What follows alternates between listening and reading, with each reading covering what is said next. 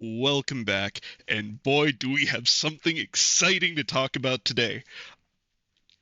We're going to be getting an update in the not so far off future that I have been looking forward to for so long in this game.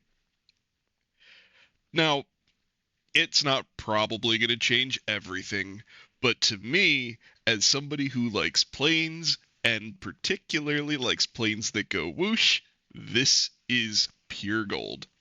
So, let's check out the weapons and vehicles of the Jet Power update, and then we'll look at the pre-order. So, in development, we have the ME262 A1A Yabo at BR5. This one's going to be cool, but the exciting one is, I assume, going to be the premium. So, in addition to that, Germany's also going to be getting the MG81. So, this replaced the MG15 1939. By the end of the war, in Europe, the remaining machine guns and warehouses were converted for use by Volkssturm units. It's once again a German machine gun with an absurd fire rate at 1,760 rounds per minute. It's got a belt hanging off the side, so I assume it's going to be similar to the other big belt-fed machine guns and hopefully have at least a 100-round belt, but we'll see. Sometimes Germany gets cucked. Hopefully this time they don't. Regardless, it looks like it's probably going to be more of a defensive machine gun, but I'm still looking forward to getting to use it. The Yabo, on the other hand, it's got 30 mil cannons. It's got a 500 kilo bomb. It's interesting that they gave it the one 500 kilo. That's going to be pretty powerful. I might have preferred getting the two 250s, but one 500 will probably be pretty good. The only downside is you're only going to be able to drop one before you go back, but it's a jet, so it'll be fast. Moving on, for, we call them USA, but let's be real, we should just change the name at this point. It's the Western Allies. We're getting the British Meteor F Mark III, again at BR5. So it's going to have 420 mil cannons. And here's the real kicker, it carries two 1,000-pound bombs. So it's blowing the Abo out of the water with bomb payload. The 500 kilos about, give or take, the equivalent of one 1,000. So getting two, and especially with the changes that we've gotten in the previous several months where now bombs can drop separately, it should prove to be pretty potent. I've always been a fan of the meteors in War Thunder, particularly the Reaper. It's a nice red painted meteor, so it'll be fun to get a meteor here. In addition to that, we're getting the Northover projector. It's a British ad hoc AT weapon. Because they're not giving a BR, I assume that this is going to be something that we can build. So engineers and flamethrowers or flame trooper squads will be able to build these, similar in function to the Soviet ampulette, and it can fire self-igniting phosphorus grenades over considerable distance. So, there you go. It's the ampulette, but with phosphorus, which hopefully will look a little bit different. Certainly it'll shake things up. We'll see. I feel like the ampulette is kind of a meme, but like on occasion it can be potent. It really just situationally depends on where you build it. If you build it in a good choke point where you're not going to get shot off of it immediately and you can really area deny it, the ampulette can be pretty good. So hopefully this will look a little bit different. I mean, obviously the gun itself looks different, but hopefully the phosphorus grenades will look different and they won't just make a glass shattering sound and suddenly there's fire everywhere like the Amponet. Moving on to Japan, they're getting the Kika. Who could have seen this coming? It's going to have two 30 mil cannons. Thank you. We don't have to deal with one. So, for those of you that don't know, if you get a stock Kika in War Thunder, you get one 30 mil cannon. You have to upgrade it to get the second one. And getting to the second one is pure misery. But starting with two, not bad, not bad. It's going to have a 500 kilo bomb. It should perform very similarly to the Abo, but probably just a little bit worse. It does have two less cannons. As I recall, the Japanese 30 mil shoot a little bit slower. I don't remember the engine power, but I think that the ME262s are a little bit faster, but I might just be thinking of the stock Kika. Moving on from there, Japan is going to be joining the ever-growing list of nations that are fielding the Offenrohr. This is going to be a big help for Japan because at higher BR, they can sometimes struggle with some of the bigger American tanks. Um, it's usually not too much of an issue because the sides of basically every American tank are vulnerable to the projectile launchers that they already have. But it will be a nice addition because the Offenrohr has a lot more pen and it's very, very easy to aim. So, jumbo woes be gone. I don't think the Pershing was too much of an issue, but it'll also eat the Pershing. Moving on from there, we're getting the Fedorov 1912 at BR2 for the USSR, so this should be really interesting. And we're getting the Oregon SMG at BR2. So the Fedorov is a semi-auto rifle with a fixed 5-round magazine, so it'll load from stripper clips. 15.3 damage, 350 rounds a minute. This is pretty par for the course for a BR2 rifle, at least for the Soviets. 15.3 actually might be a bit on the high side, but it'll be fine. I'll probably use it. Um, I really like the lever action Winchesters. This looks like it's going to come with a bayonet because it's got a knife in the picture. So this might actually be the play. Um, Traditionally, I would have recommended that you stick with the M44 or whichever the BR1 version of the M44 is, the first carbine that you get for Russia, just because it's cheap to upgrade and it saves you silver in the long run. And then if you really want to, you can upgrade to the Winchester, or you can just wait until you get the SVT 38s. But with this is going to be a BR2 rifle. It should be cheaper than a BR3 or 4 rifle to upgrade. It might be worth getting Fedorovs and then skipping the SVT 38s. I guess we'll wait and see once they're in game how they perform, because maybe they'll be like the Winchester and have the American 1866 Winchester and have crazy spread. Or maybe they'll be really good. Like, time will tell. The Oregon is going to be a BR2 submachine gun. Let's see, stock and rear sights from damaged MP40s, 750 rounds a minute, and a 32 round magazine. It sounds like it's going to be very similar to what we already have in game. It's neat because it's kind of a bastard where it looks like they bashed together a Russian machine gun like a PPS and an MP40. So it definitely makes it unique. But the PPS 43 is still probably king. And I don't know if this differentiates itself enough from the PPS 42. Time will tell. Moving on from there, we have the SU-9. The SU-9 is basically the Russian version of the ME-262, just like the Kika is basically the Japanese version of the ME-262. People are very original. It turns out when you have a design that works, a lot of nations like to adapt it, build their own version, bada bing, bada boom. Now, unlike those other versions, this gets the Soviet 37 and a pair of 23s. Now, we're hitting the jet age. This is going to be a combo that we are all going to be very familiar with for a very long time. Because basically every aircraft that the Russians build from late World War II until like 1960 are all going to be using the 37 and the 23 in some combo. Now, some of them might just have 37s, some of them might just have 23s, and then the thing is, once we get to the 60s, we're going to be using the 23 mil, but like faster 23 mils from then all the way up until like the mid 80s. So this is a very common combo for Soviet aircraft. Get used to it.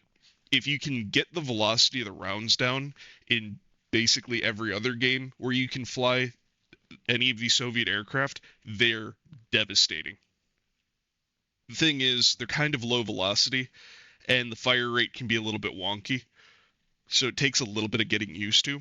But once you get used to it, this is going to be on the Su-9. This is going to be on the MiG-15. This is going to be on the MiG-17. If we ever get the Lavochkin like side by side interceptor, going to be on there.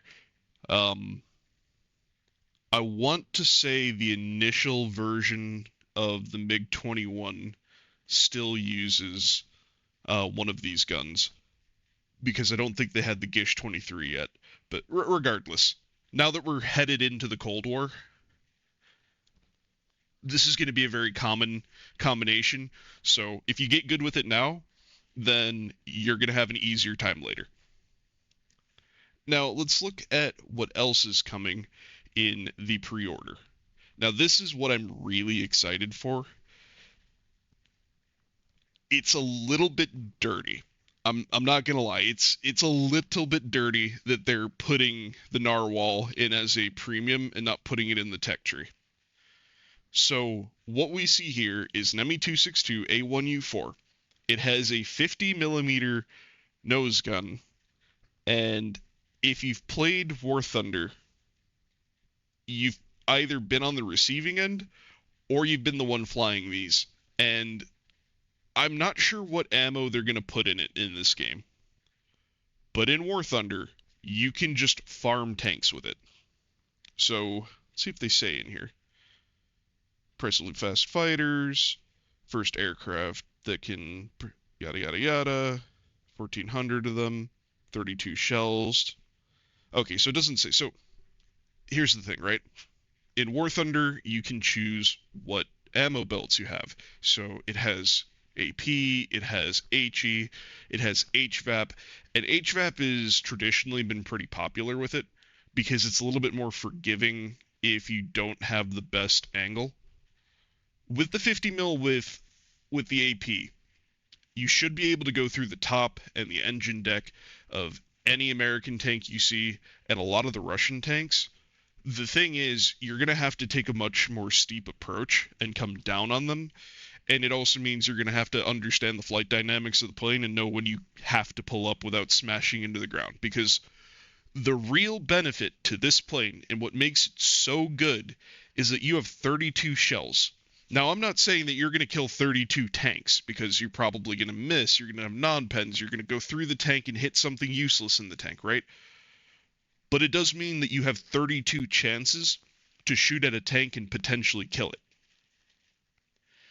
And if you're into a team that's pushing out tanks every time they spawn, this is going to be filthy. And in War Thunder, it's filthy. It's not uncommon to see a narwhal fly out and just make these swooping pass after swooping pass after swooping pass and kill a tank every time it comes down. Realistically, do I think it's going to kill more than like 3 or 4 tanks before it has to go back and rearm? No, probably not. Like realistically, it's probably not going to have HVAP. It's probably going to have AP. If they're really good about this, and I hope they do this, it'll alternate AP HE, so it'll still be useful against infantry.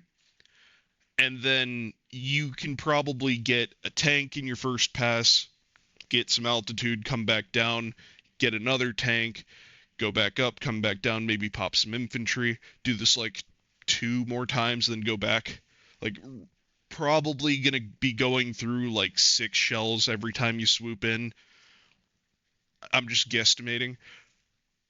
I do think it's a little bit dirty that it's a premium though, because this is probably going to be the premier airborne support vehicle for Germany.